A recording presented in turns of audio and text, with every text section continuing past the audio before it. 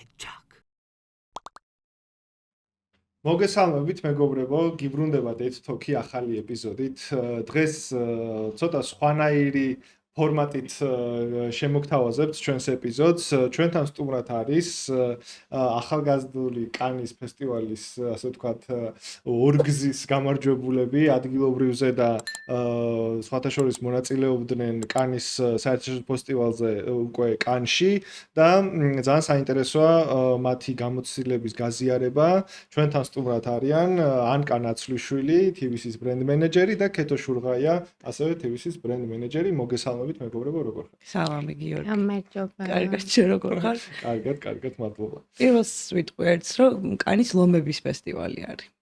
კანის ფესტივალი კიდევ სხვა არის. ხო, Young Lions. ხო. კი ბატონო, ახალგაზრდული ოღონდ. ახალგაზრდული ლომების ფესტივალი კი.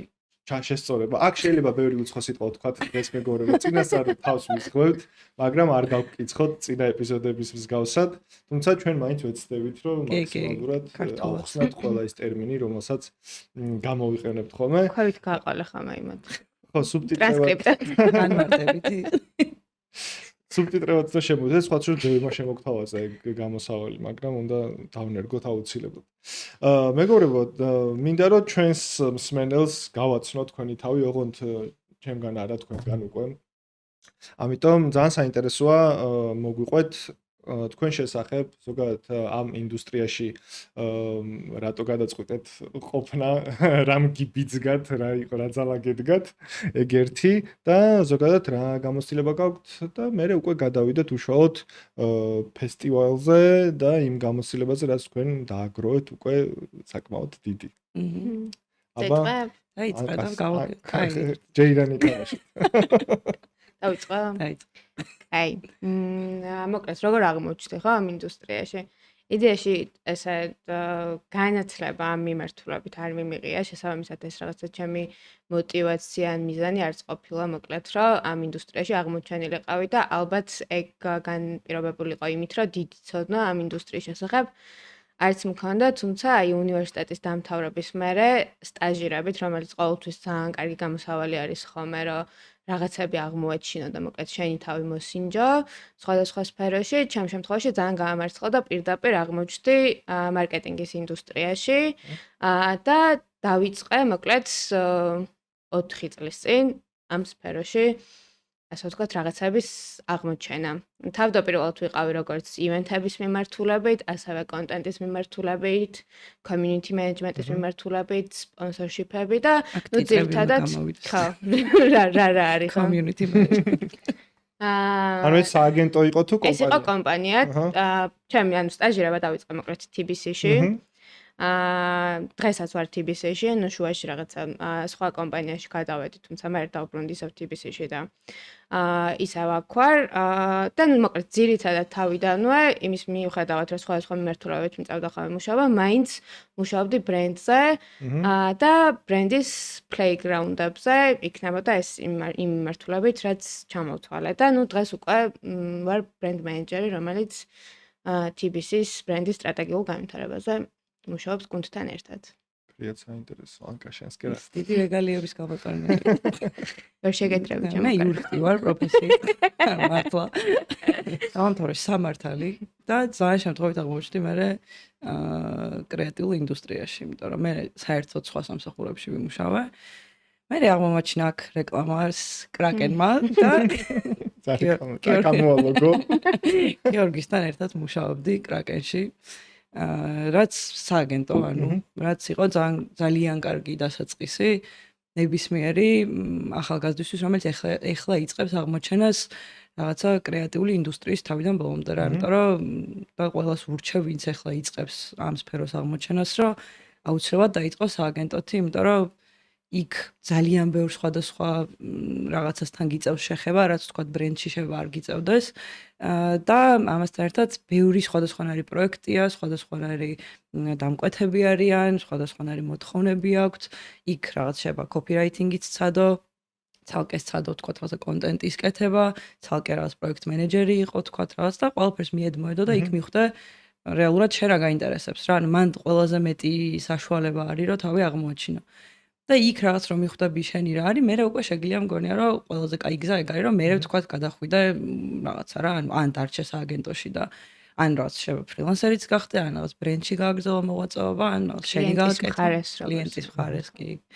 და მეც მე აღმოჩნდი კლიენტის მხარეს და გადავედი TBC-ში, სადაც მე და ქეთო ავწვდით ერთმანეთს, იმიტომ რომ მე რო დავიწყე მუშაობა, იმ დღეს წავიდა ქეთო TBC-დან და მაგიტო ვერ მივიღეთ მე კანებზე ერთად მონაწილეობა, მაგრამ წელს მაგრამ 1 წლის შემდეგ ესა ერთად ეს გზები გადაიყვება. იცი რა არის, ეხლა ძალიან საინტერესო დეტალი იყო, რაც ანკამ აღნიშნა, გულისხმობ იმას, რომ სააგენტოში, როგორც თქვი, შენ შეგიძლია იმუშაო ბევრი მიმართულებით, ხო? ანუ აკაუნტინგის სადო კოპირაითერობა, სადო სოციომედია მენეჯერ პირობითად, იმიტომ რომ გააჩნია რა თქმა უნდა სააგენტოს რა მიმართულებებს ფარავს. ანუ რა განსხვავება არის ხან ალბათ შენ უფრო კარგად შეგიძლია თქვა სააგენტოს გამოცდილებაც გაქვს, ბრენდთან მუშაობის გამოცდილებაც გაქვს, უკვე კლიენტის მხარედანაც ხედავ ამ ყველაფერს, ანუ აი თუნდაც სტაჟირების ნაწილში, ხო, ანუ აი რა უპირატესობები აქვს სიტყვაზე იქ რითი flow-ი განსხვავდება თუ აი რა სხვაობებია სააგენტოსა და უშუალოდ კომპანიაში მუშაობას შორის ან რაღაც სტაჟირებას მაგალითად. ნუ სტაჟირება ბრენდში შეიძლება და სააგენტოში შეიძლება, უბრალოდ ну, ჩემი აზრით ხა პირველი რაც გამახსენა, ალბათ არის სპეციფიკა იმ მხრივ, რომ ერთის მხრივ ძალიან საინტერესოა ასევე, რომ ბრენდი გაიცნო და რაღაცნაირად თავიდან ბოლომდე უნდა იცნობდე ვის მხარესაც მუშაობ, ანუ პირობითად თუ TBC-ში იწყებს სტაჟირებას, თავიდან ბოლომდე გიწევს, რომ ბრენდი გაიცნო, ბრენდის ფილოსოფია, მთავარი ღირებულებები და მე თარგმნო ყველა შენ გაკეთებულ საქმეში. და სააგენტოს შემთხვევაში ძალიან სხვანაირი ამბავია, იმიტომ რომ შეიძლება ერთთვიანი პროექტები გქონდეს, სამთვიანი პროექტები გქონდეს, რომელიც მუდმივად ცვალებადია, შეიძლება 5-10 მიმდინარე პროექტი გქონდეს, აბსოლუტურად სხვადასხვა სპეციფიკის, ზოგი შეიძლება, რა ვიცი, რაღაც ფეხბურთის კლუბს უკეთებდა რაღაცას, ერთ შემთხვევაში შეიძლება რაღაც, არ ვიცი, კაფელ-მეტლახის ის გქონდეს რა, ბრიფი გქონდეს შემოსული რა, ანუ რაღაცა აფთიაქი და ცალკე რაღაც ბანკი პირობითად რა. მაგ მხრივ ძალიან ბევრ რაღაცას სწავლობ რა, იმიტომ რომ სხვადასხვანაირი ბრიფები შემოდის, ხვდები ბრენდების საჭიროებებს ქართულ ბაზარზე და შეიძლება უცხოურზეც გააჩნია სააგენტოს ვისთანაც მუშაობ და ამის გარდა თან გაქვს საშუალება ხა შენ როგორც თქვი რა, ანუ პირობითად შეგიძლია რომ რაღაცა პროექტ მენეჯერობაც ცადო და მეორე დღეს ცადო რაღაცა გრაფიკული დიზაინერობა პირობითად და მან თან გვერდზე მიუჯდა გრაფიკულ დიზაინერს რომელსაც ემუშავები და იმასთან ერთად რაღაცები ისწავლო და ბევრიც ყოფილა კრაკენშიც ეგრე რომ ეგრე უსწავლიათ რა საერთოდ სხვა რაღაცით დაუწყიათ და მე მივხვდნენ რომ ეს ნაკლებად მაინტერესებს მოდი გვერდზე მიზის რა რაღაცა motion designer-ის სიტყვაზე მიუჯდები იმას და ნახავ იქით რა ხდება და მე იქით გადავა და ნუ იქ ბევრად უფრო მოქნილი ამბავი არის რომ გადახვიდა გადმოხვიდა და ყველანაირი ტიპის ის ცადო და ბრენდში უფრო მეტად ის არის რა ბრენდის პოზიციები რაც არის მაქსიმუმ იქ შეგიძლია ალბათ რომ გაშალო ფრთები. წინა ეპიზოდში სხვათა შორის ფრილანსერები რო იყვნენ ჩვენთან სტუმრად, მან ასე ვთქვათ ორივე ფრილანსერმა გასცა ეგ რეკომენდაცია, რომ თუ ამ ინდუსტრიაში გინდა რომ დაიწყო და მაგალითად შეიძლება ვიღაცას საერთოდ არ უნდოდეს და ეგრევე ფრილანსერობა უნდოდეს, ხო ადამიანა, ხო არსებობენ ეგეთი ადამიანებიც. ხო და მაგრამ ნუ ორივე მაინც ურჩია რომ ჯერ სააგენტოს გამოცდილება მაინც ნახონ 2 წელი, ოღონდ არა 3 თვითონ რო CV-ს ჩაიწერონ 2 წელი რომ მართლა იმუშაო და მიხვდე საერთოდ სადგინდა რო იყო და მე წახვიდე ფრილანს მიმართულებით. თუმცა მან ძალიან მნიშვნელოვანი დეტალია რაც მინდა ეხლა თქვენ გკითხოთ არის რომ აი ეს რაღაცა კრეატიულ ნაპერწკალს რო ეძახით, რის გამოც სიტყვაზე ეს ინდუსტრია გვიყვარს, მოგწონს და ასე ვთქვათ ჩვენ როგორ თქვა რაღაცა იმ სიამოვნებას პოულობთ იმ ძალიან დიდ სტრესში რაც ამ ინდუსტრიას ახლავს. აი თავიდან მაინტერესებს ეგ ინტერესი რა იყო თქვენ შემთხვევაში, აი თუნდაც ქეთოს მაგალითზე რომ აი შენ ბრენდში მოხვედი, მაგალითად არ გქონდა სააგენტოში მუშაობის გამოსვლა, შენთვის რა იყო ის ნაპერწკალი, რითაც ეს ინდუსტრია შეგიყვარდა და არ ვიცი შეიძლება არც გიყვარს პირობიდან, მაგრამ მაინც მგონია რომ გიყვარს. არა კი რა თქმა უნდა, აი ეს ნაპერწკალი რაც ალბათ თავიდანვე გაჩნდა და დღემდე მგონია რომ ეგ მომყვება. არის ის ძალა, რაც ზოგადად შემოქმედებით ინდუსტრიას და შემოქმედებითობას აქვს და როგორი გავლენა, ოღონდ დადებითი გავლენა შეგიძლია რომ ამ შემოქმედებით იქონიო, არა მაინც და მაინც მასებზეც რა თქმა უნდა ცხადია ეგ ძალიან მაგარი არის, მაგრამ თუნდაც აი ერთი მოვლენა, ერთი ადამიანის ცხოვრება როგორ შეგიძლია რომ რაღაცით შეცვალო, ეგ როგორც კი ხელშესახები ხდება, მგონია რომ აი ეგ რაღაც არ ვიცი მოწამლა ქვია მაგას, აი მაგით იწამლები და ხვდები რომ შენს ხელში არის რაღაცეები, რაც რითაც შეგიძლია რომ მოკლედ ადამიანების ცხოვრება უკეთესობისკენ შეცვალო, ან თუ არ შეცვალო და ეს რაღაცა ძალიან გრანდიოზული ისინი რო არ ქონდეს მოკლედ მიზნები რაღაცა ერთი დღე გაალამაზო, ან მოკლედ რაღაცა ხელშესახებ იმას ღებულობ რა შედეგს, რომელიც მე მგონია რომ ძალიან სასიამოვნოა, როცა ამ საქმეს აკეთებ, როცა ხედავ რომ შენი შემოქმედებითობით შეგიძლია დადებითი გავლენა იქონიო. კი ბატონო, ერთხელ რო მაგას იზავ, მე სულ გინდა რომ ეგ შეგრძნება კონდეს. ხა მე რა ხვდები რომ ეგ რაღაცნაირად ეგ ძალა გააქვს რა, სამდროში ეგ ძალა ყველა ადამიანს აქვს, უბრალოდ ვიღაცები იყენებენ ამას, ვიღაცები სხვა რაღაცას ამჯობინებენ, რაც ეგეც ძალიან ოკეი არის, მაგრამ როგორც კი იგრძნობ რომ ეგ ძალა არსებობს შენში, ეგ მგონია რომ ძალიან რთულია მე რომ დათმო რა და გვერდზე გადადო და მაგიტომაც მგონია რომ ერთხელ თუ ამ ინდუსტრიაში შემოხვედი, შეიძლება იქ ძალიან ბევრი რაღაც შეცვალო და ის ინდუსტრია ესეც იძლევა მაგის საშუალებას, რომ ბევრი სხვადასხვა მიმართულებით, ბევრი სხვადასხვა ფორმატში და შინაარსით იმუშაო. მაგის მიხედვით მაინც ამ ინდუსტრიაში გინდა დარჩენა, იმიტომ რომ აი ეგ ძალიან რაღაცა ეს არის მამოძრავებელი არის, მოკლედ როცა საქმეს აკეთებ. ისე მე არ მახსენდება ადამიანი ამ ინდუსტრიაში სხვა ინდუსტრიაში წასულიყოს და მის მერე გადასულიყო სხვაგან. ხო და რაღაცა აი აღარ მოეხედოს აქეთკენ არასდროს, იმიტომ მე მეგوارი ყოს უნდა ვქვა რომ всё მე მოურჩი, აღარ მინდა ეს სააგენტო, ის რაღაცა ჩემ რაღაც სხვა მიმართულებას უნდა მივხედო და მე რაღაც პერიოდს მე ისევ სააგენტოში დაიწყო მუშაობა და ისევ დაუბრუნა მაგ იმას რა ქვია, ციებ ცხელებას. ანკა ეს იურისტიკალი როგორ მოხდება? ეს არ მინდა დაიგურისტობა შემთხვევით აღმოჩნდი მანდ, მაგრამ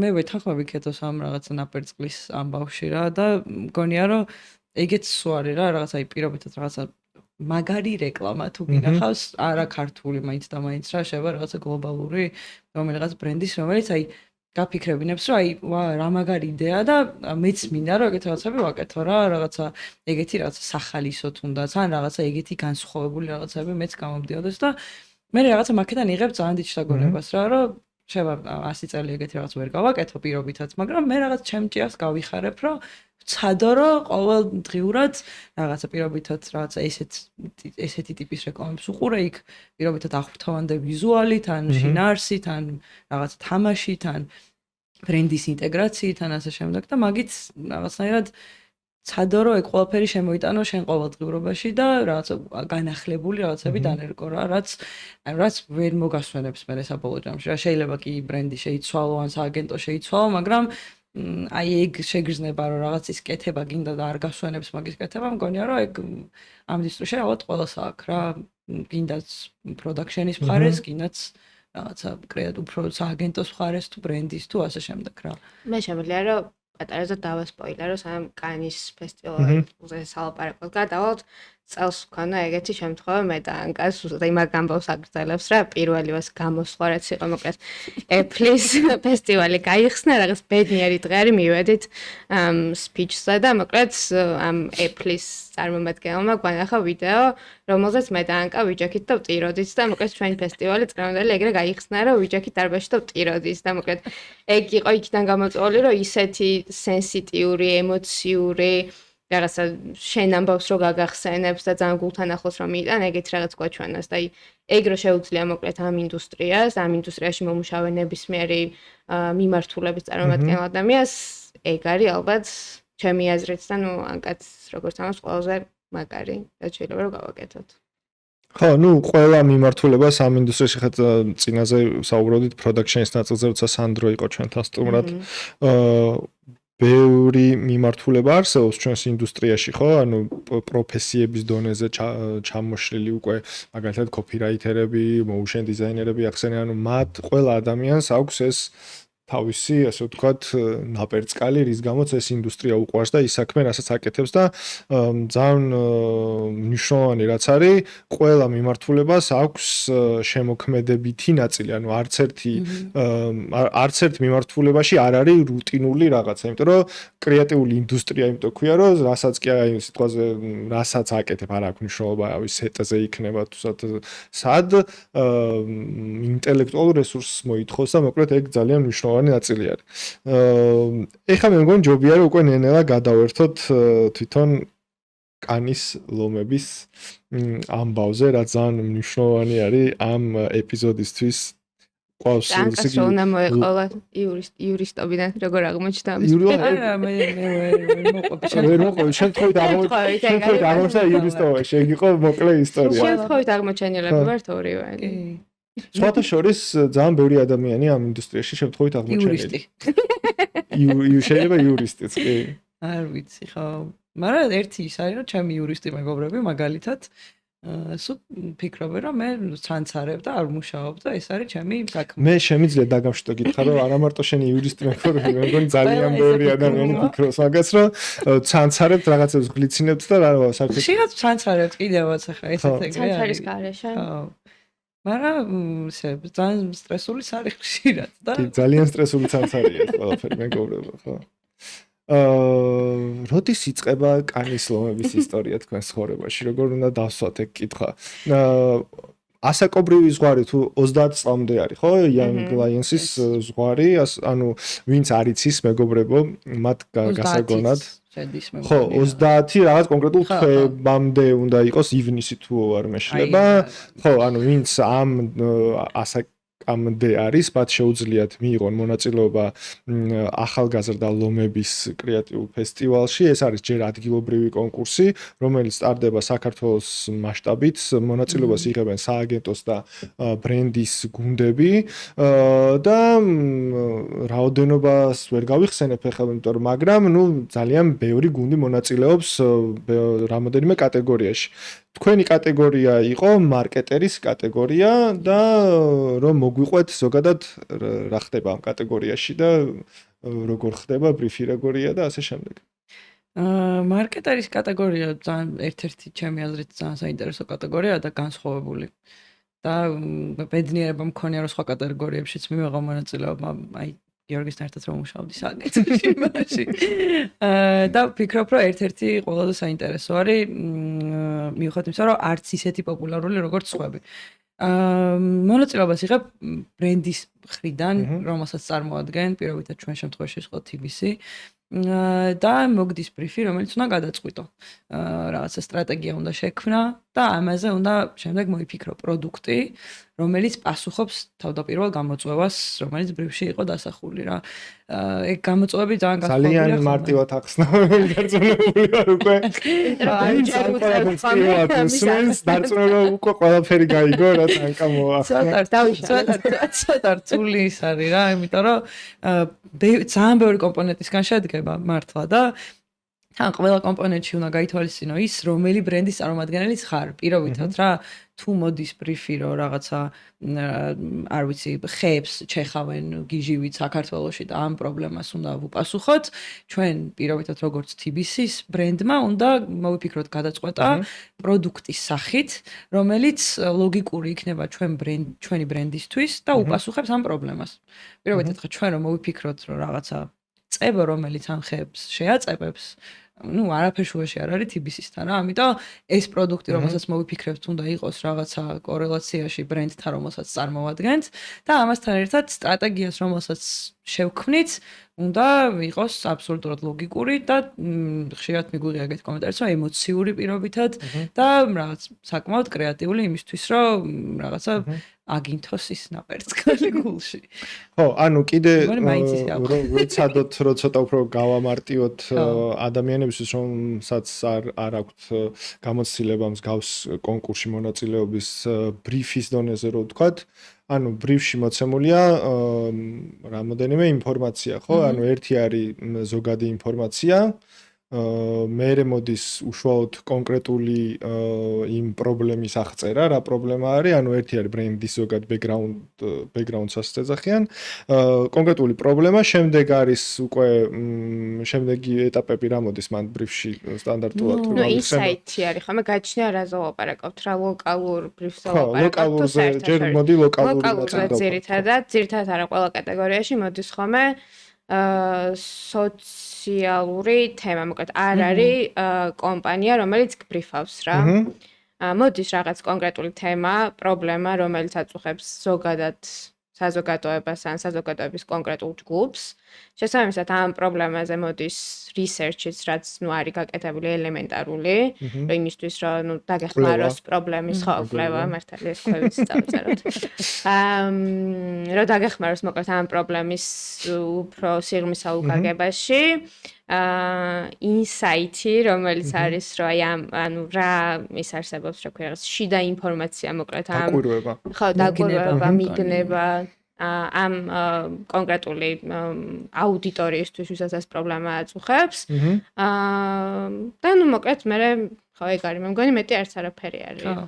ანუ მე ტექნიკური კომპონენტები კიდე ცალკე შემოდის. ხო, ერთ-ერთი რაც გამახსენდა არის tone of voice-ი, ანუ რა აბა ქართულად. ხო, ისასაუბრო ენა რა კომუნიკაციაც უნდა კონდეს შენ როგორც კონკურსანტს ამ შემთხვევაში, ანუ ხანდახან არის რომ მაგალითად გთხოვენ რომ იყოს არ ვიცი რაღაც თავდაჯერებული, არ იყოს სახალისო, იუმორი არ კონდეს, ან პირიქით შეიძლება გთხოვდნენ რომ უფრო fun იყოს და მეტად რაღაცა პოზიტიური tone of voice, ხო? კიდე გავიმეორებ, რა ვქნა, მეგობრებო, გვიწევს ამ ინდუსტრიაში ამის თქმა და სხვა ვერ გავექცევით ამ ნაწილს.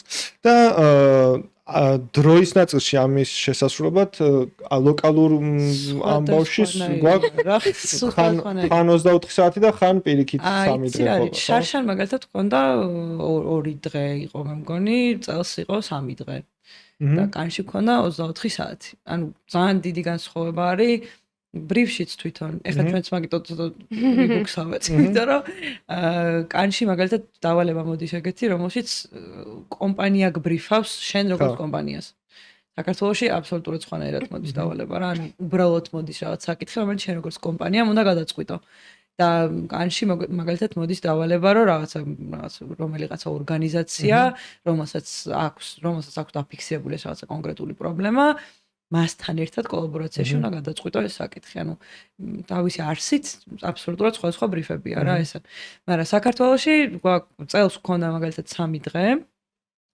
და პრობლემა იყო თუ სწორად მახსოვს ქალების და კაცების სახლის საქმეების გადანაწილების საკითხი მე მგონი რომ არათანაბრად ნაწილდებოდა ქალებსა და მამაკაცებს შორის სახლის საქმეები მოკლედ თუ სწორად მახსოვს დეტალები არ მახსოვს ბრიფის კარგად მაგრამ ხო ჩვენი დავალება შესაბამისად იყო რომ ეს კონკრეტული თემა ისე დაგვემუშავებინა და TBC-სგან ისეთი პროდუქტი შეგვექმნა და პროდუქტზე რომ საუბრობთ შეიძლება იყოს რაღაცა ანაბარიც შეიძლება იყოს რაღაც მობაილ ბანკის თამაში შეიძლება იყოს რაღაცა ბევრი განსხვავებული რაღაც რა ფილიალის ბრენდინგი პირობითად რა თავარია რომ იყოს ხელშესახები პროდუქტი ან სერვისი ხა ჩავაცივდი ამ პროდუქტი ან სერვისი არის რომელიც ჩვენ უნდა მოვიფიქროთ შესაბამისად რაღაცა გადაწყვეტა უნდა მოვიფიქრო ამ პროდუქტით და სტრატეგია გამართო ისე რომ შენ აირჩიო სწორი სამიზნე აუდიტორია და ამ სამიზნე აუდიტორიას მიუსად რაღაც პრობლემა აღმოაჩინო რეალური რაც აქვს რატო არ არის გადანაწილებული სწორად სახლის საქმეები კაცებზე და ქალებზე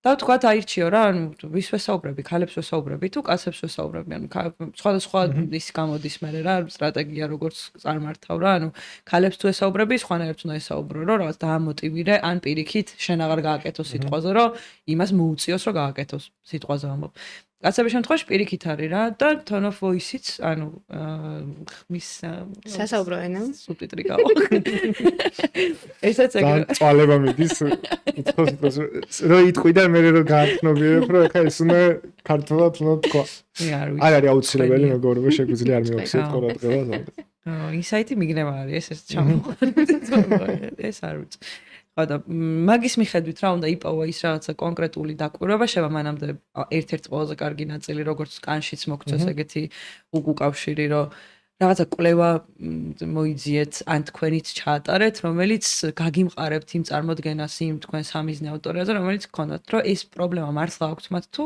ჩვენ დაგვესიზმრა მე დაკეთოს მაგალითად სულ არ არის პრობლემა სიტყვაზე ხშირად ხდება ეგეთ რაღაცებიც და ჩვენც თავიდან რა პრობლემაც დავისახეთ არ იყო პრობლემა და ჩვენ გვეგონა რომ იყო მე ამ რაღაცა კვლევას ავიც რო აკეთებ ან რავი შეიძლება რაღაც არ ვიცი რაღაც სხვა წყაროები მოიშველიო შეიძლება მეგობრები გამოკითხო ჩვენ ეგრე მოვიქეცით რომ რაღაც მეგობრები გამოვკითხეთ და მაგით მივიღეთ რაღაცა პასუხები და აქედან იღებ უკვე მე დაკვირვებას რა, რომ ანუ აგერ არის პრობლემა, რომელიც მოვიძიე, აგერ არის ქცევა, რომ ადამიანები ესე აკეთებენ და ეხლა რატო უნდა ვიპოვო და რაღაცა დაკვირვება და მიგნებას თან მივიდე რა, რომ რატო ხდება ესე.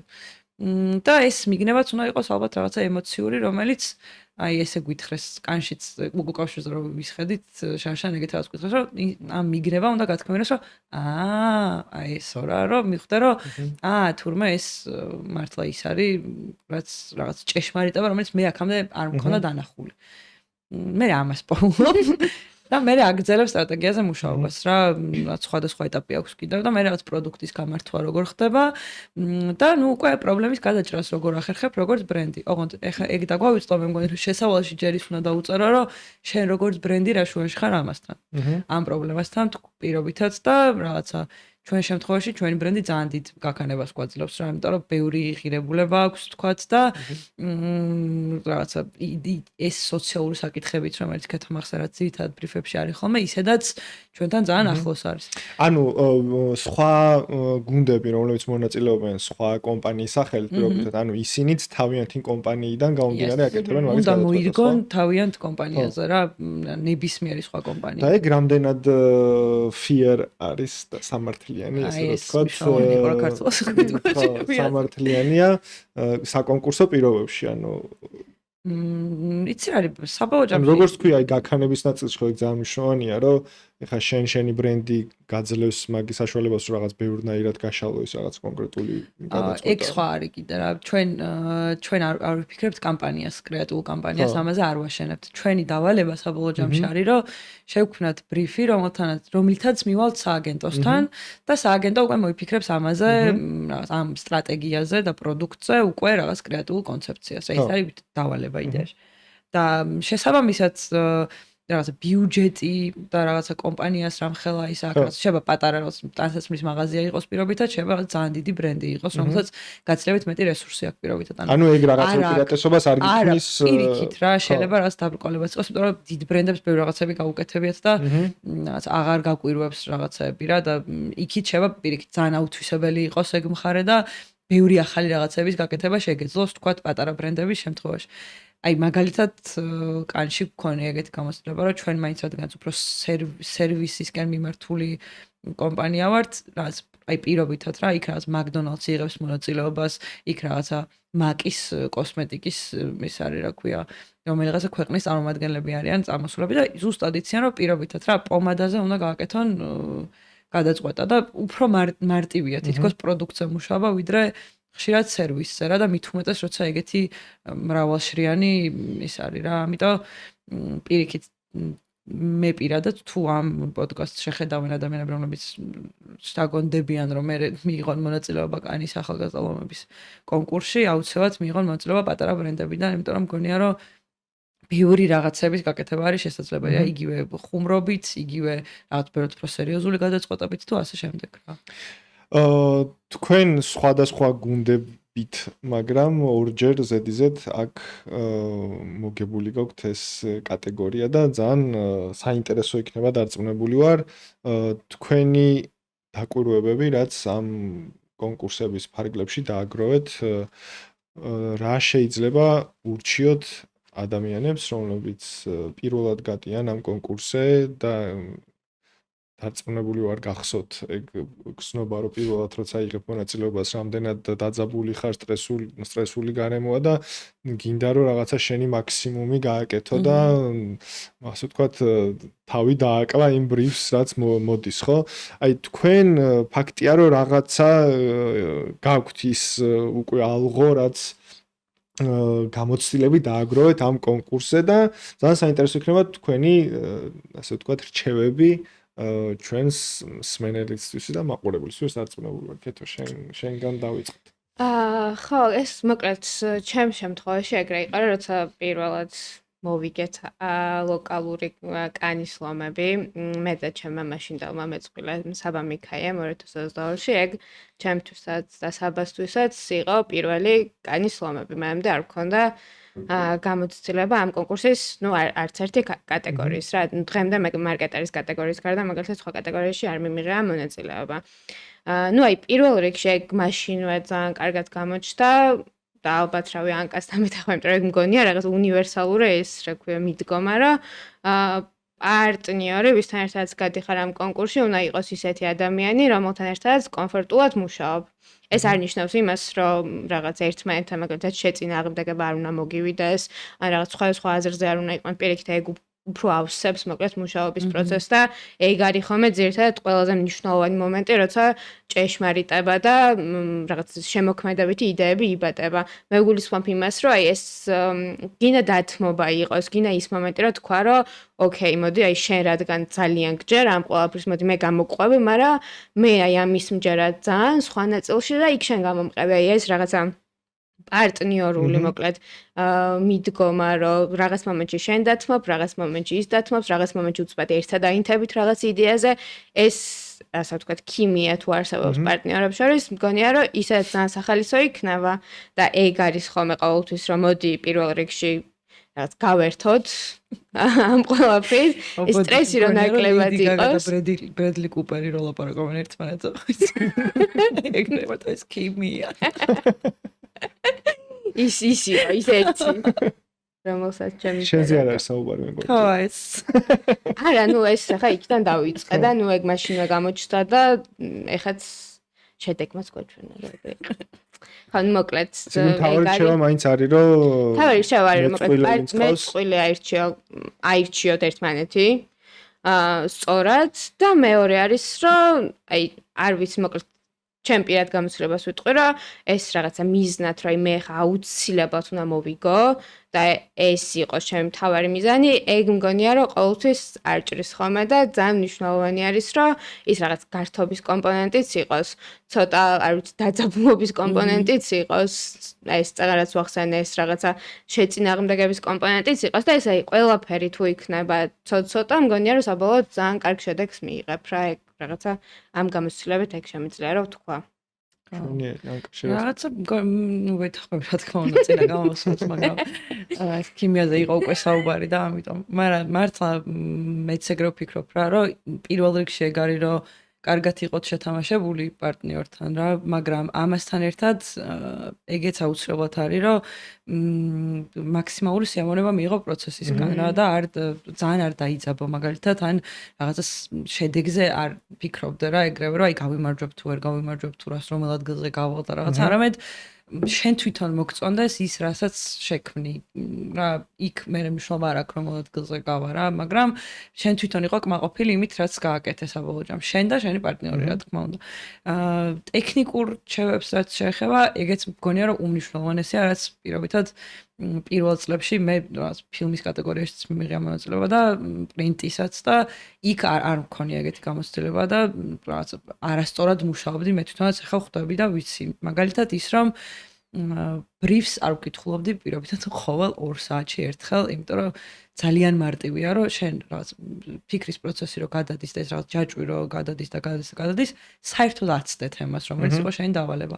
ამიტომ ერთი მნიშვნელოვანი არის რომ ბრიფს სულ ვკითხულობდე თავიდან, რომ ხო ნამდვილად სწორად მიდიხარ, ხო ნამდვილად სწორი, პირობითად სამიზნე აუდიტორია ყავს არჩეული თავარ დავალებას სწორად პასუხობ თუ არა და ესეთი ძალიან კარგი რჩევაც მივიღეთ წელს, რომ ყოველთვის ბრიფზე როცა მუშაობ ხოლმე ერთ წინადადებად გაწერო რა სიტყვენ შენგან. რომ აი პირობითად რა გავზარდოთ რაღაცა მომართვიანობის რაოდენობა მამაკაცებში თუ აი რაღაც არ ვიცი შევამციროთ ხეების ჭრის რაოდენობა საქართველოში.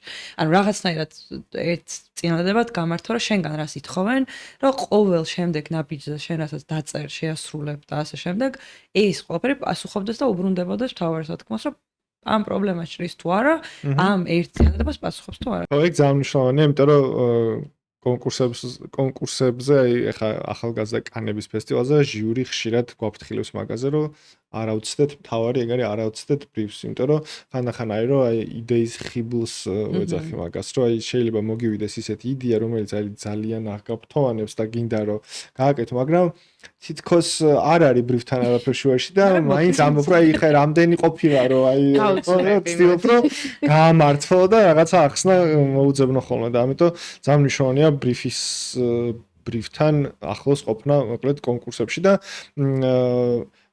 ერთს ვიტყოდი ჩემ დაკვირვებას რომ ძალიან მნიშვნელოვანი ამ კონკურსებში არის კრეატიული გადაწყვეტის პოვნა, ხო? ანუ კრეატიული ფესტივალია რეალურად და ფასდება კრეატივი და არა მუშა იდეა, რომელიც რაღაცა მართლა რაღაც ხეების ჭრაში ამცირებს, ხო? ანუ ეგ ძალიან მნიშვნელოვანია და ძალიან საინტერესოა როგორ ხდება აი ამაში ვარჯიში და მეცადინეობა. აი თუ არსებობს რამე აი თქვენ თუ იყენებდით რამე მეთოდს მაგალითად, ხო? აი წინა ეპიზოდში ვსაუბრობდით ახლა სააგენტოებზე და кейს ვიდეოების შექმნაზე იყო საუბარი და რჩევა რაც მივიღეთ მათი მხრიდან იყო რომ რაც შეიძლება მეტ кейს ვიდეოს უნდა უყურონ სააგენტოებმა რომ კარგი кейს ვიდეოები გააკეთონ, ხო? ანუ თქვენს შემთხვევაში აი მანდ რამე სხვა მეთოდი ხო არ არის მაგის გარდა? ეგ არის ერთ-ერთი აუცილებლად, მაგრამ რავი, შევა ანუ თავარი არის რომ შთაგონება მიიღოს საიდანღაც რა და ეგ შთაგონება რავი შევა წიგნის კითხვა იყოს, შევა კარგი ფილმის ყურება იყოს, არ არის აუცილებელი, რომ მაინდა-მაინც რაღაცა პროფესიულ ჭრილში მიიღო ეგ რაღაც შთაგონება მოკლედ საბოლოო ჯამში და მე მგონი ჩვენ ერთობლივად მაგას მივყვებოდით ხოლმე და ეგეთი პლატფორმაც არსებობს კანების, რომელზეც ჯერჯერობით გვაქვს ცდომა, დიდი კანები გვირთავენ, როცა იქ ვიღებ მონაწილეობას, ხო. Love the Works ქვია პლატფორმას, სადაც გაერთიანებული არის ყველა დიდ კანებზე გამარჯვებული ნამუშევარი ნებისმიერ ადგილას გასული რა და იქ იდეალური პლატფორმა არის ალბათ, იმიტომ რომ შედიხარ უყურებ პირობითად კლიპს, რომელიც გაკეთდა ან кейს ვიდეოს და ამასთან ერთად ქვემოთ მოდის მთელი აღწერა, რომ მთელი სტრატეგია რა იყო ინსაიტამდე როგორ მივიდნენ, კრეატიული გადაწყვეტა როგორ მოიფიქრეს, შევა ბიზნეს შედეგებიც ეწეროს, რომ რაღაც სხვადასხვა კატეგორია რადგანაც არის დიდ ლომებზე, რაღაც პირობითად შეიძლება ერთი იყოს ბიზნესის ეფექტურობა სიტყვაზე და შენი დავალება იყოს, რომ ყველაზე მეტად რაღაც შედეგებს თუ მიაღწია ამ კამპანიამ და თქვა რომ რაღაც გავყიდე 7 მილიონი ტელეფონი სიტყვაზე და ეგ იყოს რომ მე ძალიან მაგრა და ეფექტურად გადავწყვიტა ეს პრობლემა და მივაღწია ამ შედეგს. მაგით ძალიან იხვეწები, იმიტომ რომ ამ ინდუსტრიაში ალბათ ყველაზე ბრწყინვალე გონებები ვინც არიან, მათ ნამუშევრებს უყურებ თან ესე დეკონსტრუქტირებულად რა, რომ ზუსტად რა გააკეთეს აქ კარგი სიტყვა იყოს და მაგას მოკლედ მან უყურებ და ბევრი ინფორმაციას იღებ, მაგრამ ეს ფული რომ არ ვიხადოთ მაინც და მაინც ამ პლატფორმაზე და ასე შემდეგ, რაც YouTube-ზე შეგვიძლია რომ მოვიძიოთ ეგ ყველაფერი და ძალიან ბევრი ფესტივალია, რომელსაც აქვს გახსნილი ეგ და არ არის მაგალითად ფასიანი და შეიძლება იქაც ნახონ ხოლმე ეგ წინა ეპიზოდში იყო ეგ რჩევა, რომ შეიძლება იქ ფასიანი არ გადაიხადო, მაგრამ უფასო ვერსიებიც public დევს ყველაფერი кейს ვიდეოების მიხედვით. ხო, მაგრამ ერთი რჩევა კიდე მე სხვისგან რაც მოვისმენთ, მე ძალიან გამომდგომი არის, რომ ძალიან ხშირად ყოველდღიურობაში გვხდება ხოლმე რაღაცები, რასაც მე მუშაობის პროცესში არ ვითვალისწინებთ რა, მაგალითად ის რაღაც მიგნებები, რომელიც გგონია რომ მარტო ბრიფის მუშაობის დროს აღმოვაჩენთ ხოლმე შეიძლება რომ მე რაღაცა პარკში რო ვსეირნობ, მან დაკვირვება მქონდეს და იქიდან ინსაიტი წამოვიდეს. მე ძალიან ვურჩევ ყველას, ვინც ამ ინდუსტრიაში არის და ვთქვათ, ახალ ბედა არის უფრო მეტად, რომ ეგ ყველაფერი ჩაიწეროს რა, ტელეფონში რაღაც ნოუთების აპლიკაციაში პირობითად, სადაც მოინიშნავს და მე ვთქვათ, ინსაიტებს მოაგროვებს, რა, ჩემი მეგობარი კოპირაიტერი, რომელმაც მასწავლა მაგალითად, რომ ქართულ ენაში ხშირად გვხვდება ძალიან მაგარი სიტყვები, რომელსაც არასდროს არ ვიყენებთ და შეიძლება მაგითი ვარჯიშო სიტყვაზე, რომ გადაშაო წიგნი, შემთხვევით აირჩიო რომელიმე სიტყვა, რომელსაც ესე არ გამოიყენებდი და ეცადო რომ რაღაცნაირად ჩასვა ტექსტში, რომელსაც წერ, რომ მაგით რაღაც გაიმდიდრო პირობითად ლექსიკა, ან რაღაც წერის სტილიც შეცვალო და ასე შემდეგ. ან ბევრი სავარჯიშო არის, ესე ვფიქრობ, რაც იმ თვალსაჩინოებსაც გაგიფართოვებს და დაგეხმარება, რომ სულ რაღაც შთაგონებული იყო რა, ნებისმიერ ეტაპზე, არა მარტო რაღაც სამსახურში ან ბრიფზე მუშაობის მომენტში, არამედ სულ. ძალიან საინტერესო რჩევებია. თვალისწინეთ მეგობრებო. იცი რა არის? რა განსხვავება არის აქაურ კანის ლომებსა და უკვე იქ აი რა სხვაობა არის თუნდაც პროცესის ნაწილში, როგორც აღნიშნეთ 24 საათი გაქვთ იქ ხო დრო და შეზღუდულები ხართ გაცილებით ვიდრე აქ მაგალითად. ფიზიკურადაც შეზღუდულები ვართ. და ლოკაციის ნაწილზეც კონკრეტულ ადგილას უნდა იყოთ ხო? ყაზარმა არის. ჩადი და საერთოდ სხვა რაღაც ხდება. არა, ეხა მოკლედ ეს ჩემთვის მეორე საერთაშორისო კანები იყო პირველ შემთხვევაში პანდემიის მერე პირველი კანის ლომები იყო საერთაშორისო და შესაბამისად მაშინ ონლაინ ჩაატარეს კონკურსი და ეგ ბევრად კომფორტული იყო. ონლაინ მივიღეთ ბრიფი, ონლაინ ვიმუშავეთ, ონლაინ ჩავაბარეთ და ასე შემდეგ. ეს ახლა ჩემთვის პირველი შემთხვევა იყო იმ ფორმატში მუშაობის, რა ფორმატიც აქვს სტანდარტულად საერთაშორისო კანის ლომებს.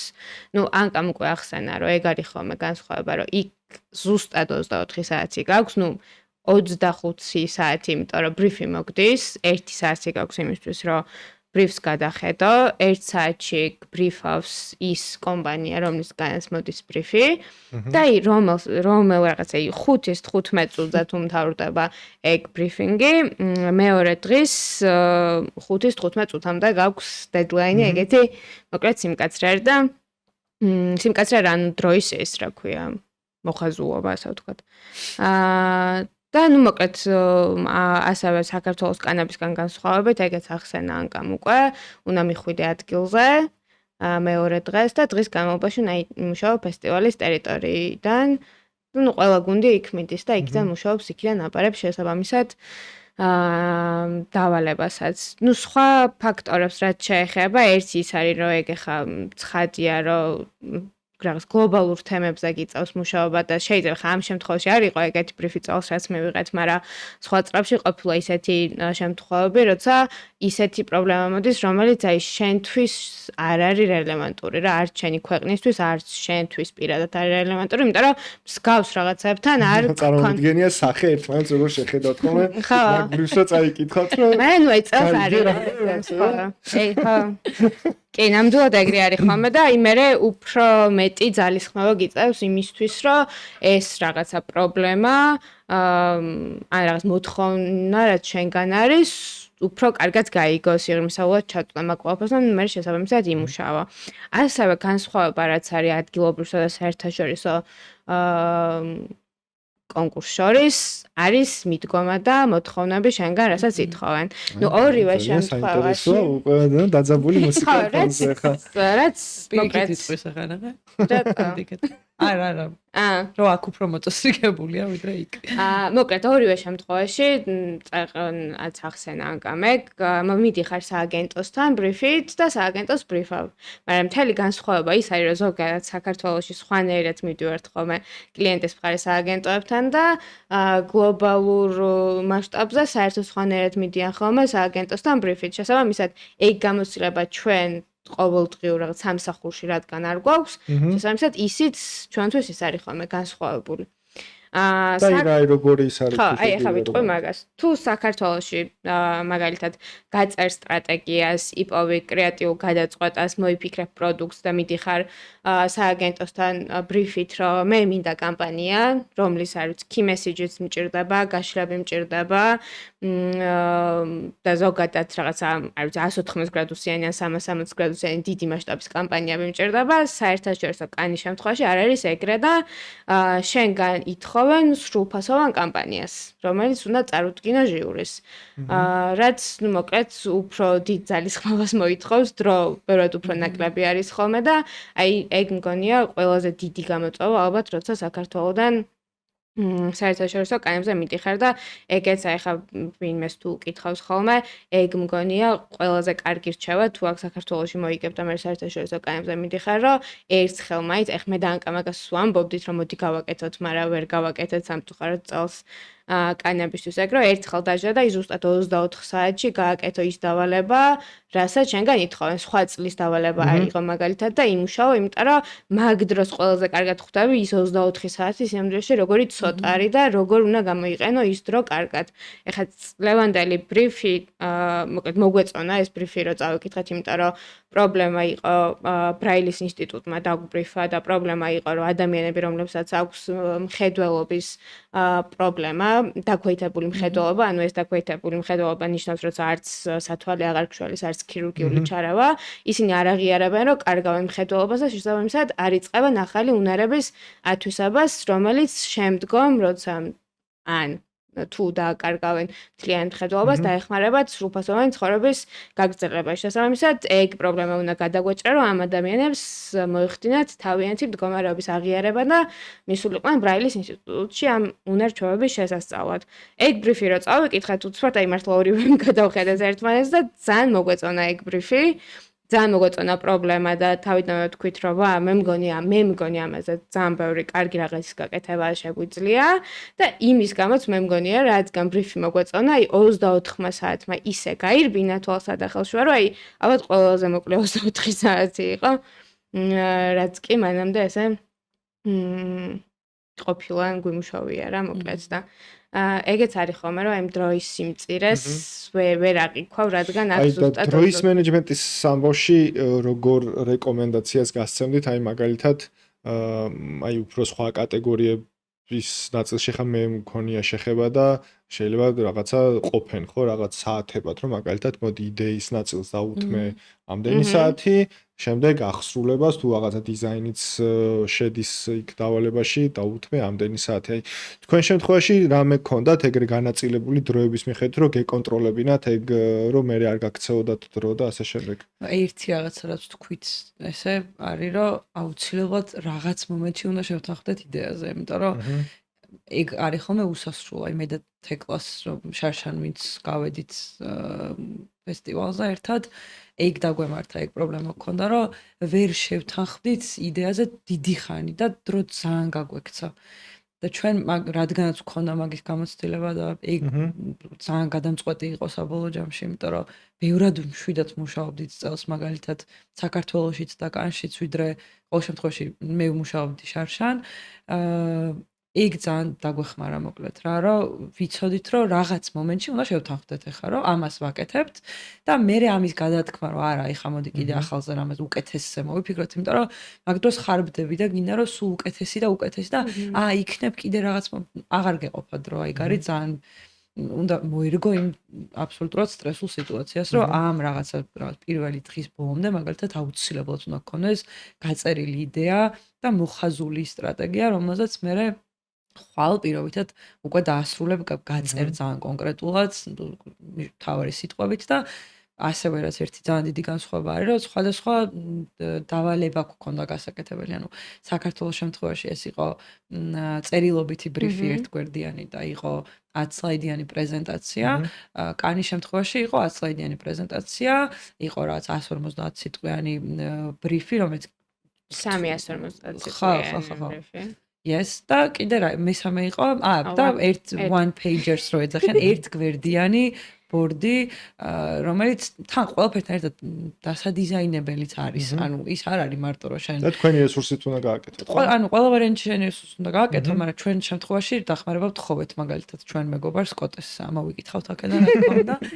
და კოტე რაღაცეებში ძალიან დაგვეხმარა, იმიტომ რომ ფიზიკურად აზრი აღარ ქონდა რა, ანუ ვერაფრით ვერ ვასწრებდით მაგ ყველაფერს და მაგაში ძალიან დაგვეხმარა, იმიტომ რომ არაფერი განსაკუთრებული არ გაუკეთებია, უბრალოდ რაღაცა პრეზენტაბელური რო ყოფილიყო, ეგ იყო მთელი იდეა. მაგრამ ჩვენ შემთხვევაში ცოტა უცნაური გადაწყვეტა გქონდა, ხეთო კი მოყარო ბრაილის ინსტიტუტი იყო, მაგრამ მაგასაც დავამატებ რა, რომ გადაწყვეტა საბოლოო ჯამში გავაკეთეთ აფხაზეთზე. რაც არ უნდა უცნაური იყოს იმის ფონზე, რაც გეთომ მოყვა ეხა. შარშან რო ვიყავით, რაც მივიღეთ, ეგ შენც ახსენე რა, რომ ძალიან მნიშვნელოვანია, რომ ეს იყოს ძალიან კრეატიული, იმიტომ რომ უბრალოდ თუ ლოგიკურია და რაღაც პრობლემას წყვეტს, აზრი არ აქვს რა, ანუ ამ ფესტივალზე არ უნდა იყოს. სადის არ სხვაგან მიიღება მონაწილეობა. იქ გადაწყვეტა ეს პრობლემები. ჩვენ შარშან ეგ დაგვემართა მაგალითად, რომ აბსოლუტურად რაღაც ლოგიკური რაღაც გავაკეთეთ, მაგრამ აი და რა. ეს იყო რომ აი, აქედან არაფერი. და სწორი შენიშვნაც მივიღეთ. შენიშვნა რა უკავშირი ძალიან კარგი ადამიანი ყავდა იქ ჟიურის თავმჯდომარე, რომელმაც უმნიშვნელოვანესი რაღაცები გვასწავლა რა, დაგვიჯდა და არ დაეზარა, რომ რაღაც 45 წუთი გველაპარაკებოდა ბრიფზე, რაღაცა რა იყო კარგი ნაწილი, რა შეგვიძლია რომ გამოვასწოროთ და მართლა ბევრი ვისწავლეთ რა.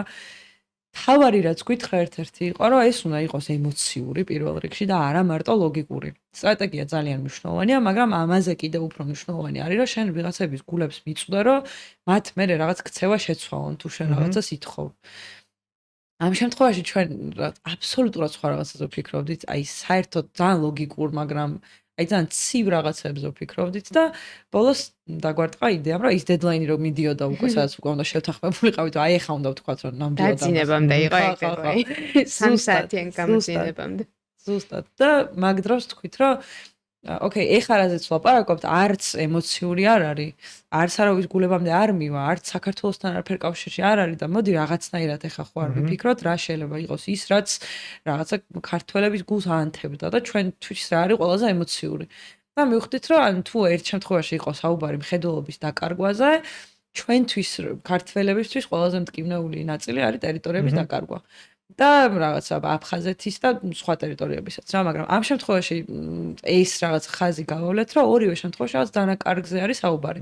და იძულებით ტრანსფორმაციაზე, ერთ შემთხვევაში შენინების გარეშე და მეორე შემთხვევაში შენინების გარეშე გიწევს რაღაცასთან შეგუება.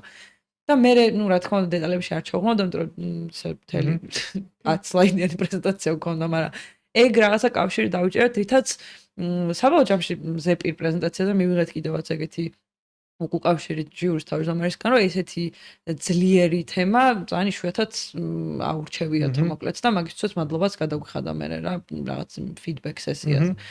და ვფიქრობდით, რომ ეგ ალბათ ერთ-ერთი მიუხედავად იმისა, რომ ჩვენ წარმატებისთვის არ მიგვიღწევია, იქ ვფიქრობ, ანუ კმაყოფილები ვიყავით რა, მთავარი ჩემი აზრით ეგ არის რა, რომ შენ თვითონ იყო კმაყოფილი იმით, რაც გააკეთე რა. შაშან ერთმანეთს თავებს ურტყავდით, რომ ეს სასაშინელება გავაკეთეთ და ვაიმე და რაღაც და წელს მე მგონი რაღაცა ისე შვიდათ ვიყავით რა, რომ აი მაგის თქვა მინდოდა რა, შენ ახსენე ზუსტად, რომ რაღაც მუშაობის პროცესში ეგ არის მნიშვნელოვანი, რომ მოგწონდეს რაც გააკეთეო რა შედეგის დადგომამდე და აი ზუსტად მახსოვს ერთი დღე იყო შუალედური ეგ, როცა აი გავაგზავნეთ პრეზენტაციას წარვუდგინეთ ჯიურის და მე გაქვს ერთი შუალედური დღე და მე მომდევნო დღეს აცხადებენ იმას შედეგებს და აი მაგ შუალედურ დღეს მართლა ისა ვიყავით მე და ანკა, რომ აი ეხლა რაც არ უნდა მოხდეს ვერ მოხვდეთ shortlist-ში, ვერ ავიღოთ медаლი, მოხვდეთ, არ აქვს მნიშვნელობა, უბრალოდ კმაყოფილები ვიყავით იმით, რაც გავაკეთეთ და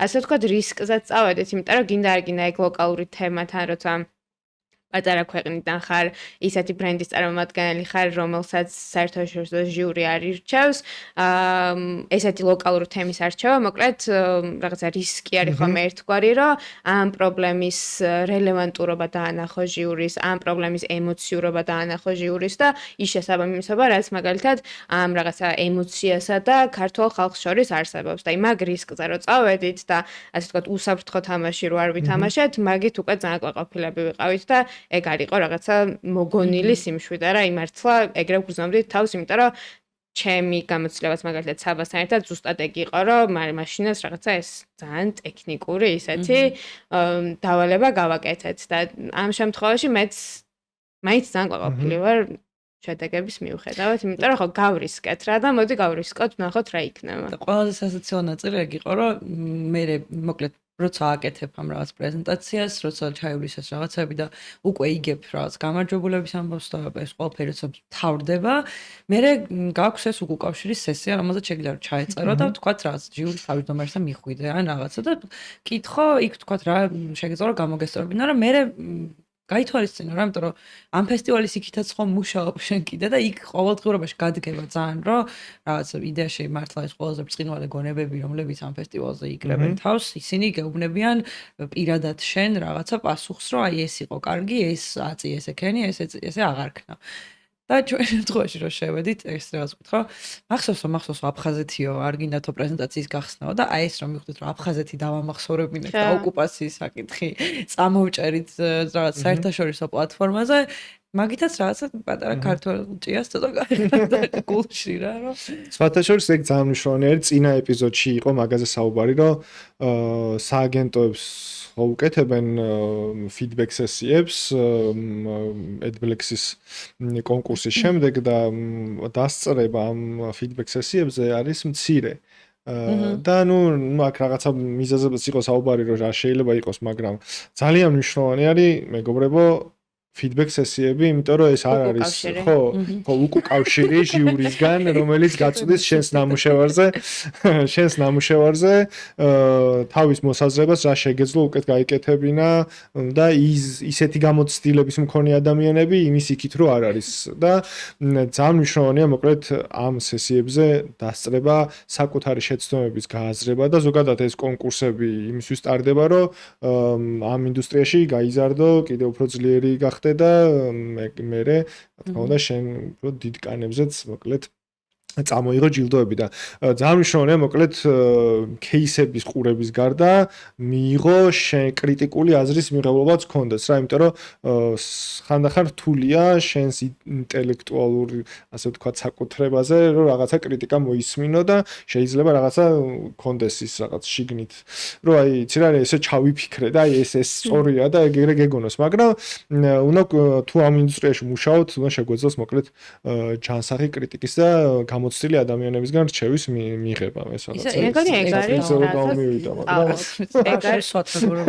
ეგ არის იდეაში ჩემი აზრით საიდანაც სწავლობ ზოგადად რაღაცებს არ გულისხმობ იმას რომ სულ მაგალითად კრიტიკა უნდა ისმინო, სულ შენიშვნები უნდა ისმინო, ცხადია რომ ეგ რაღაც დაბალანსებული უნდა იყოს, მაგრამ ამ რაღაცა კონსტრუქციულ კრიტიკას და უკავშირს ძალიან დიდი მნიშვნელობა აქვს. აი მაგალითად ჩემი დანკა შემთხვევაშიც ამ ჟიურის ხელმძღვანელთან რო შევდიოდით, ეგ იყო ჩვენი რაღაცა მოლოდინი, რომ მოვისმენდით იმ შენიშვნებს, რა შესაბამებით დავუშვით მაგალითად ამ პრინციპს მუშაობისას, რაც სამწუხაროდ ეს ბოლომდე ვერ მოვისმინეთ და მეტი გვინდოდა რომ მეტი შენიშვნა თქვა, მაგრამ ეგ არის ხოლმე ხო ყველაზე მნიშვნელოვანი, რომ არ ვიცი მომავალი წელი იქნება თუ მართლა სამსახურში რაღაცის გაკეთება იქნება თუ რაღაცა სხვა პროექტის, ეგ გაითვალისწინო. იმიტომ რომ ხო რა იცოდნა იდეაში მაგ დროს მოგაქვს რა, როცა ვიღაცა შენ ნამუშევარზე გეუბნება, რომ კი, ოკეი, ეს კარგი იყო, მაგრამ აი ესეც შეგეძლო რომ გაგეკეთებინა, რომელიც შესაძლებელია რომ უკეთესი ყოფილიყო, იმიტომ რომ ესე დარწმუნებით ალბათ ჩვენ სფეროში რაღაცების თქმა რიცხვებამდე არ მივალს, ძალიან რთულია რომ თქვა რომ ეს იდეა ცუდია და აი ეს იდეა უკეთესი არის, ამ შედეგებს არ ნახავთ რა, მაგრამ ისეთი ადამიანი როცა გეუბნება, რომელსაც საერთოდ სხვა გამოცდილება აქვს და სხვა რაღაცა იმაზე გლობალურ მასშტაბზე მუშაობს, ეგ მგონია ძალიან მნიშვნელოვანი ამ პერიოდში. ერთს დავამატებ მანტრა, აი მაგალითად ჩვენც ეგრევე მზადებოდით ხოლმე, არ ვიცი ვინმეს გამოადგება თუ არა, მაგრამ საქართველოშიც და კანშიც, ანუ ბოლოს ყოველთვის მაგას ვაკეთებდით, რომ ჩვენი კატეგორიის ერთ-ერთი ნაწილი არის პრეზენტაცია ზეპირი. და იქ რაღაც გისვამენ შეკითხვებს იმ ნამუშევარზე, რომელსაც წარადგენ იმ წამს. და სულ მაგას ვაკეთებდით ხოლმე, რომ ორივე შემთხვევაში აი ახლა რას გუკითხავდნენ? აი შენ რაღაც თქვა რა არის ის ნაწილები, რაც არ არის ბოლომდე შევსებული და თქვა რაღაც კითხვის ნიშანი საჭირო რომ გაჩნდეს. ეგ ChatGPT-სთან ერთადაც გავაკეთეთ, რომ აი მოვუყევით იდეა და აი რა კითხვები გაქვს პირობითად. ეგეც ძალიან გეხმარება, იმიტომ რომ იმდენი ხარშები ამ 24 საათი მარტო მაგაზე რო ფიქრობ, ანუ ყველაფრის გადმოცემას ვერ ახერხებ საბოლოო ჯამში და გგონია ამ დროს რომ ყველამ უკვე იცის ის შენაც ქონდა სადღაც ჩაფიქრებული. და ამიტომ ძალიან მნიშვნელოვანია რომ ეგ კითხვები დაუსვა ერთმანეთს, ოღონდ რაღაცა კრიტიკის კარცეცხლში გაატარო იგივე იდეა, რომ საბოლოო ჯამში მიხვდა რომ ღირს თუ არა ამის წარდგენა, ანუ ეს არის ის ან პასუხი მაინც გქონდეს რა რაღაცა რომ გააკეთე, რატომ გააკეთე და იქ რაღაცა არ დაიბნებ თქვა და მომზადებული იყო მაგისთვის საბოლოო ჯამში. ხო, აი ალბათ ეხა ჩემთვის ყველაზე მნიშვნელოვანი რაც იყო ამ უკავშირის სერიიდან რაც იყო მოკლედ შეხვედრიდან რაც წამოვიღე, იყო ეგ რომ ჩვენ რაც გვეგონა რომ მოკლედ ფიქრით გქონდა დაალაგებული, სიამძულეში ეს ფიქრის უნდა ვიხმარო ეგ სიტყვა flow არ იყო და იყო ცოტა ეს გადაცდენები რა და სიამძულეში მეერეც ეგ გამოჩნდა რაღაცა იქ სხვადასხვა ნამუშევრები რომ ნახეთ რომ ყველაზე კარგი ნამუშევარი ის არის რომელიც ამ ფიქრის flow ადამიანი როგორც ფიქრობს მაგ ფიქრის flow-ი რო არის დაალაგებული რომ ვისთვის აკეთებ რას აკეთებ, რატომ აკეთებ და როგორ აკეთებ რა. ანუ ამ კითხვებს თუ თანმიმდევრობით სვავს პასუხობს შენი პროექტი ან ნამუშევარი დავალება არ აქვს მნიშვნელობა რა ფორმატში იქნება, მაშინ ეგ ყველაზე მინიმუმი არის გასაგები ადამიანისთვის ამ შემთხვევაში ჟიურისთვის და ნუ მე უკვე სხვა რაღაცები რომ რამდენად შემოქმედებითი არის, რამდენად სწორი არის და ასე შემდეგ რა, მაგრამ ეს პირველი ალბათ ყველა შემთხვევაში ძალიან მნიშვნელოვანი არის ხომ, რომ ეს ფიქრის ფლოუთი კონდეს დაალაგებული. ინტერპრეტაციასაც ძალიან დიდი მნიშვნელობა აქვს რა, მაგალითად ჩვენც ეგეთი რაღაც გითხრეს, რომ ბრიფს შენ როგორ მოირგებ, როგორც ბრენდი პირობითაც და სხვა კუთხით თუ დაანახებ ჟიურის, ეგ ფასდება რაც რამდენი პროცენტი ქონდა, რაღაც 40% ქონდა მაგას.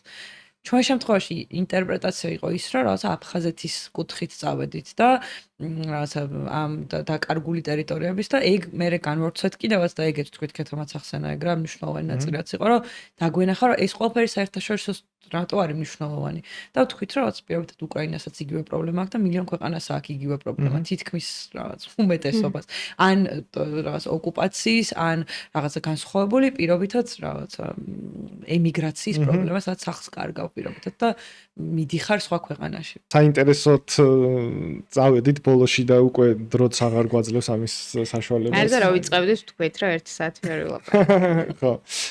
მოკლედ ძალიან დიდი მადლობა მეგობრებო პირველ რიგში სტუმრობისთვის და მინდა რომ კიდევ ძალიან ბევრი წარმატება გისურვოთ ქართულსა და საერთაშორისო სარბიელზე. და ნუ თავარი ალბათ რაც არის ერთი რომ არ უნდა შეგვეშინდეს დამარცხების, იმიტომ რომ კონკურსებში მონაწილეობა არის ძალიან დიდი გამოცდილება და ძალიან დიდი წინ გადადგმული ნაბიჯი ამ ინდუსტრიაში, ვინც სარეკლამო ინდუსტრიაში გადაწყვეტს რომ შემოაბიჯოს ფეხი, მოკლედ უნდა იყოს მზად იმისთვის რომ შეიძლება ბევრჯერ მოუწიოს ცდა იმისთვის რომ რაღაც სასურველ შედეგამდე მივიდეს და მოკლედ ფარხმალი არ უნდა დაყარონ იმ ადამიანებს, რომელსაც ერთხელ და ორჯერ შეიძლება რაღაცა ვერ მოხვდნენ საპრიზო ადგილებზე, თუმცა ის გამოცდილება, რასაც მიიღებენ ამ კონკურსებით, მე უკვე რა თქმა უნდა მათ საქმიანობაში ძალიან კარგად ითარგმნება ხოლმე და ძალიან დიდ გამოცდილებას იძლევა და მეთანხმება აქ დამსწრე აუდიტორია დარწმუნებული ვარ. თავარი კიდე ერთი რაც მინდოდა მე თქვა დასაწყისში, მაგრამ ჯობს გვიან უდრი არასდროს, მინდა მადლობა უთხრა პოდკასტ არია, სადაც იწერება ჩვენი ასე ვთქვათ ეპიზოდები და თუ გინდათ რომ ესეთი საინტერესო რჩევები მიიღოთ დაასაბსკრაიბეთ ჩვენი არხი, გამოიწერეთ და გააქტიურეთ ზარის ღილაკი. კიდე ესეც მასწავლეს ვთხრეს, რომ ესე უნდა თქვაო და მეც ესე ვამბობ და მადლობა მეგობრებო სტუმრობისთვის და შევხვდებით უკვე შემდეგ ხუთშაბათს შემდეგ ეპიზოდში. ისე იგივე და დროებით. მადლობა. მადლობა. ეჯა